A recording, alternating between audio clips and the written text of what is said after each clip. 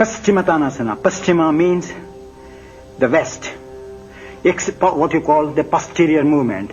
This is the anterior body, this is the posterior body, this is the south, this is the north, this is the east, this is the west.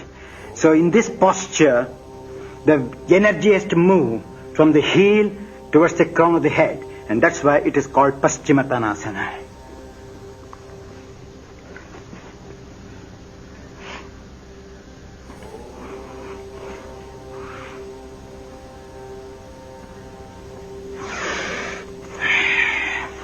You can see the action even on the skin of the bottom of the feet.